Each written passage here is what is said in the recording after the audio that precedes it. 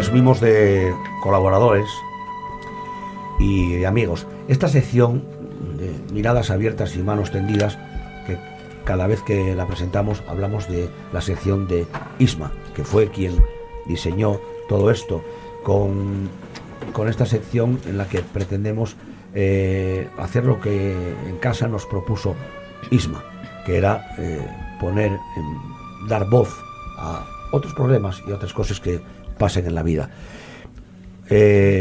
Con esta sintonía del cisne me mataste. Isma, buenos días. Muy buenas. Me mataste porque no soy capaz de contener la emoción a la hora de presentar la sección con esta sintonía. Es que es una música muy potente y muy simbólica. El cisne del carnaval de los animales de Saint-Saëns, simboliza toda esa transformación, ¿no? Del patito feo que luego resulta que era un cisne, cuando se convenció de ello, cuando tuvo el apoyo. Y además, Camille Saint-Saëns a día de hoy posiblemente habría sido diagnosticado como un niño con necesidades educativas especiales, que ocurren muchas veces en los genios. No es nada poco habitual. Me gustaría que nos presentases a los invitados que tenemos hoy en el estudio. Bueno, pues tenemos en primer lugar Andrés Vázquez. Buenos días, Andrés. Buenos días. Buenos días. Andrés Vázquez, yo lo conocí este jueves, yo todavía me respingo de recordar aquella reunión junto con su padre. Andrés tiene sordera profunda desde el momento del nacimiento, tiene 38 años, es implantado coclear desde hace 3. La grandeza de este hombre está en que es una persona totalmente autónoma, vive su vida laboral con total normalidad, al margen evidentemente de las adaptaciones que pueda necesitar para su vida cotidiana, pero en definitiva es un ser independiente. Y todo ello es por un punto clave que vamos a tratar hoy, que a mí fue el que más me impresionó, que es la adquisición del lenguaje convencional.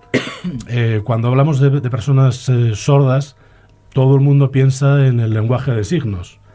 Queda muy bien, queda muy bonito, pero claro, el lenguaje de signos los aleja en gran medida de la integración plena. ¿Qué mejor puede haber, como en el caso de Andrés, que hablar y comprender? Lee los labios de maravilla, de hecho tenemos todos fuera de la vista en la alcachofa del micrófono para que nos lea. Lo entiende todo y es alucinante el esquema de pensamiento que tiene y cómo razona las cosas desde esa dificultad inmensa que le tocó vivir, a pesar de estar implantado coclear, lo cual no significó que sus problemas y sus trabas quedaran resueltas. Fue un paso más y bueno, nos lo van a contar también a través de Ricardo. Ricardo es el padre de Andrés, lleva el hombre toda la vida metido en movimientos asociativos, estuvo en la junta directiva, yo creo que en todos los puestos posibles de APADA, esa asociación de apoyo a personas con discapacidades auditivas, a sus familiares y amigos, que hacen una labor impresionante a la hora de hacer peticiones a las administraciones, a la hora de, pues de definir cuáles son las necesidades de estas personas con discapacidades auditivas. Tenemos también a Irene, muy buenas, Irene. Hola. Irene es técnico de APADA, lleva una trayectoria profesional de 20 años ya colaborando con todo este mundo de las discapacidades auditivas desde la perspectiva de la psicología. Y tendremos también a Vanessa Serna. Vanessa es pedagoga, aunque diría que por encima de todo es logopeda. Ella es la logopeda de Andrés, es la que le está ayudando después de su implantación coclear a volver a reconectar su cerebro con la maravilla esa del lenguaje, tal y como lo percibe los centros nerviosos, identificarlo con esa estructura que con los años le fueron dando sus padres, educadores y personal de apoyo. Y básicamente esto es lo que hay, que no es ninguna broma. ¿Quién se puede imaginar? Claro, Isma trae invitados, pero solo habla él. Entonces, porque alguien puede pensar que los invitados no están, pero no, estáis todos aquí. Andrés, buenos días de nuevo, buenos días. Buenos días. Cuéntanos cómo te empezaste a trabajar en el lenguaje y en la manera de entender y poder hablar. En la manera para hablar, al principio me enseñaron mis padres todo aprendido para hablar y sobre todo yendo a la logopedia, que es un factor vital para aprender a oír hablar, aprendiendo mucho. En la logopedia, mis padres fueron los pilares de mi vida y gracias a ellos logré hablar con los demás. Ricardo, bueno, ya lo dijo Andrés, Sí. sois los pilares. La verdad es que, mira, lo que nos planteamos siempre, las familias, normalmente cuando aparece una persona con una discapacidad en una familia, lo primero que se tiene que plantear la familia es ¿qué quiero yo de ese hijo que me nace con una discapacidad? Entonces, lo que se pretende es que el hijo sea lo más autónomo posible. Cuando te nace un hijo con una sordera, evidentemente te planteas que para darle autonomía tienes que darle lenguaje, tienes que darle comunicación.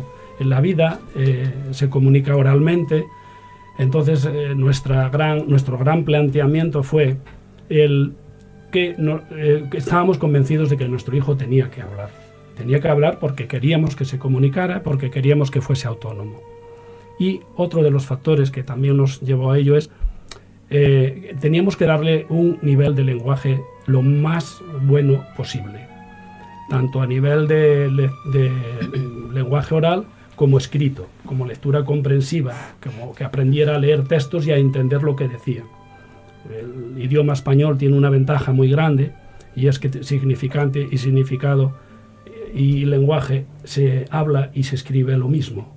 Entonces es muy cómodo, es muy fácil. Eso nos ayuda mucho. Entonces nuestro planteamiento era darle lenguaje. Cuando pasa eso en una familia tienes que tener en cuenta que el niño lo puede hacer. Ahora mismo con los adelantes que hay, con los implantes y con los audífonos, pues las personas que no pueden llegar a tener una comunicación oral buena, pues tienen estos recursos que se lo permiten. Y nos puede quedar un reducto muy pequeño de personas con sordera que no pueden comunicar de ninguna forma, sobre todo los que tienen deficiencias añadidas o otros problemas de tipo cognitivo, y entonces ahí la lengua de signos puede ser un pequeño recurso. Tengo que decir que a la hora de trabajar con Andrés, nosotros siempre utilizamos todos los recursos posibles a nuestro alcance. Todo era válido y seguimos manteniéndolo. Yo llevo 25 años en la asociación, soy socio fundador de APADA y desde la asociación siempre defendemos a la familia que cualquier sistema que pueda servirle para que su hijo comunique es válido, cualquiera. Es que no tiene por qué ser una cosa pautada determinada, no. Con unos niños puede dar resultado más un tipo de recurso y con otros otro. Muy bien, todo tuyo. Irene, como técnico de APADA desde hace ya como 2 décadas o igual incluso un poco más. Sí, 22. ¿Qué nos puedes decir de tu trabajo desde la perspectiva de la psicología? ¿Cuál es el empuje que les dais a estas personas con discapacidad auditiva? Pues mira, lo que sí que no cambió en estos 22 años es cómo la familia enfoca ese problema. Todo el mundo sigue siendo un shock muy grande porque el 95 o más % de los sordos nacen en familias oyentes que no tienen ni idea de discapacidad auditiva. Entonces esa ansiedad, ese estrés, esa negación inicial sigue siendo. Ahí yo creo que es el único sitio donde vemos que no hay cambios, en el shock que supone al principio. Pero en todo lo demás sí que hay muchos cambios porque los avances tecnológicos hicieron muchísimo. Hoy en día ya no se discute que un niño que nace siendo candidato a implante coclear se implante. De hecho, se está implantando niños por debajo del año. Eso consigue niños con una capacidad oral prácticamente igual a la de un oyente, gracias al apoyo de la logopedia, por supuesto. Eso tengo que destacarlo. En cada palabra que diga tengo que destacar que es importante la logopedia. Pero conseguimos niños que desarrollan el lenguaje a la par que los niños oyentes. Y eso psicológicamente es muy importante, porque el lenguaje tiene periodo crítico de desarrollo. El lenguaje no se puede adquirir a cualquier edad. Nuestro cerebro nace con una parte preparada para el desarrollo auditivo, pero si no se estimula, esas neuronas no se quedan ahí esperando, sino que empiezan a hacer otras funciones. Y si perdemos esa época, ya no vamos a desarrollar el lenguaje en igualdad de condiciones con 20 o 30 años. Entonces, ese periodo crítico hay que aprovecharlo. Y ahora mismo se puede porque se están implantando y poniendo prótesis desde muy pequeños, se está trabajando en logopedia y se está consiguiendo. El mayor problema que nos estamos encontrando ahora mismo es que estos avances, por supuesto, son beneficiosísimos, pero están creando la falsa expectativa muchas veces de que está todo hecho. De que la tecnología lo resuelve todo. Claro, entonces ya te encuentras con familias que mal asesoradas, uno tiene la necesidad emocional de creer que el problema está resuelto. Sí. Y ¿qué más quieres que alguien te diga? No te preocupes, está todo hecho. Entonces te lo quieres creer porque necesitas creértelo y te lo crees. Sí. Pero entonces te encuentras con que hay veces que todas las prótesis no dan el resultado adecuado porque no se complementan con ese otro trabajo. Entonces ahora mismo nosotros en la asociación estamos centrándonos muchísimo en intentar que las familias comprendan el alcance de su trabajo, que vean que su papel es fundamental, que vean que el implante, el audífono, es una ayuda técnica incomparable, pero que necesita un trabajo detrás. Esto no es, tengo una dioptría, me pongo unas gafas, veo, me las quito, no veo. Exacto, es un trabajo detrás de mucho tiempo, de mucha estimulación, y los resultados se ven luego. Si no se trabaja, ¿qué pasa? Pues que empiezan a aparecer, Vanessa contará, empiezan a aparecer los pequeños problemas en el cole, no se adquiere la lectura al mismo nivel, al mismo ritmo, no se comprende bien el lenguaje, empieza a haber pequeños fallos que vamos arrastrando, y a veces cuando empezamos a intervenir logopédicamente ya llevamos un tiempo de retraso. Bueno, a veces se puede igualar y no pasa nada, pero sí que yo en la asociación lo que veo es eso. En la época de Ricardo las familias eran conscientes de que no tenían nada y tenían que luchar por todo, mientras que ahora tienen esa falsa creencia de que lo tienen todo hecho, y no siempre es cierto. Entonces tienen todos los recursos a su alcance, pero hay que utilizarlos. Claro, o sea, en definitiva, Vanessa, como logopeda, estamos hablando del lenguaje como una herramienta absolutamente crítica si se pretende que la integración sea algo efectivo, si se pretende que la integración exista. Exactamente. Negarle esto a una persona con discapacidad auditiva entra cerca del crimen, digamos. Exactamente. El problema es que no es solo el lenguaje. El lenguaje es nuestro vehículo no solo de expresión, sino de conocimiento del mundo. Es lo que te permite contactar con el mundo, relacionarte, comprenderlo y estimular tu pensamiento. El pensamiento se basa en el lenguaje. ¿Qué ocurre? Que cuando tú no desarrollas el lenguaje, hay un empobrecimiento cognitivo. Y eso nadie se da cuenta. ¿Qué ocurre? Los niños pequeños, aparte hay que decir una cosa, oír no es tener lenguaje, son cosas distintas. Es distinto tener una función auditiva, que es lo que te pone un dispositivo, un audífono o un implante coclear, es distinto a tener lenguaje. Yo puedo oír una palabra y no entender la palabra. Es lo mismo que si a ti te sueltan en Japón y empiezas a oír, oyes, pero no entiendes nada. ¿De acuerdo? Eso es una cosa fundamental. ¿Qué ocurre? Que a niveles pequeños los problemas son pequeños, a niveles grandes las dificultades aumentan. ¿Qué pasaría si Andrés no tuviera un lenguaje desarrollado en su trabajo? No podría hacer nada porque su nivel cognitivo no le permite desarrollar con normalidad un trabajo.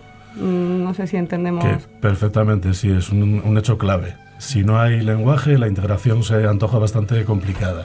Y no digamos ya la incorporación al mundo laboral y la vida autónoma, claro. Es que ahí está el mérito y el éxito. Claro, no siempre las enfermedades son éxito. Yo creo que el éxito está en tener la posibilidad de que te ayuden, de que te quieran, de que te estimulen. Pero cuando hablamos de casos de éxito, y no siempre suele ser así, desafortunadamente, pero yo creo que la meta y la finalidad de mejorar, que yo creo que lo tenemos que hacer todos, no solamente los que tengan o tengamos una enfermedad u otra, pero que sí creo que, Andrés, sí me gustaría que nos contases, o a los oyentes, ¿cuál fue el momento de decir, ahora, ya lo tengo? ¿Cuándo fue el momento de éxito? Cuando dijiste, gané. Fue cuando oí por primera vez ver los pájaros. Porque cuando me lo pusieron el implante coclear en la operación, y me costó mucho trabajo reconocer nuevos sonidos. Y había un sonido que lo había todos los días uno no sabía qué era. Así que grabé un audio y se lo mandé a mi padre por el WhatsApp preguntando ¿qué son estos ruidos? Y me dijo mi padre que son los pájaros. Me mencioné Ya, tu padre y también vaya. acabé llorando. Pero en la calle, tuve que aguantarme de llorar en la calle. De la emoción. Sí, Bueno, es la emoción de reconocer la belleza de repente. No, estamos Sí. hablando. Claro, es que el testimonio y es demoledor. O sea, de repente estoy encontrándome con algo que no había oído nunca. De hecho, él, cuando le planteamos o se planteó la posibilidad de implantarse, lo primero que le preguntó al cirujano fue, ¿voy a poder oír los pájaros? Y cuando voy al monte pisar las hojas y oírlas, y le dijo sí. El problema del implante coclear a esta edad, en un sordo profundo, es que el lenguaje no tiene memoria auditiva porque su cerebro no, lo que comentaban antes las profesionales, a pesar de lo que nosotros trabajamos con él, que conseguimos que hablara y que tuviera un buen nivel de lenguaje, pues no, con el implante es muy complicado que con esta edad lo pueda, que con la edad que él tiene pueda recuperar, pero sí que gana en calidad de vida, porque él ahora pues está, vamos, alucinando cada día, pues cuando oye el huevo freír, cuando oye el ruido que hace con el teclado, cuando oyó los pájaros por primera vez, para él esa es la anécdota que él cuenta, y la verdad es que vosotros poneros en una situación que nunca hubierais oído un pájaro y que con 35 años que lo oís y que sabéis que es un pájaro. Hay que decir que Andrés, y espera, breve, Sí, por lleva supuesto. en logopedia desde que tenía 5 años y ahora con sus 38 años va 2 veces a la semana a logopedia. Es la importancia. Isma, una vez más, bueno, gracias a todos. Tenemos que despedir. Enhorabuena, Andrés, gracias. Isma, enhorabuena por la sección, fenomenal. El sábado a las 10 volvemos en Asturias Post 2, aquí en RPA. Que os vaya bien. Hasta el sábado. Gracias.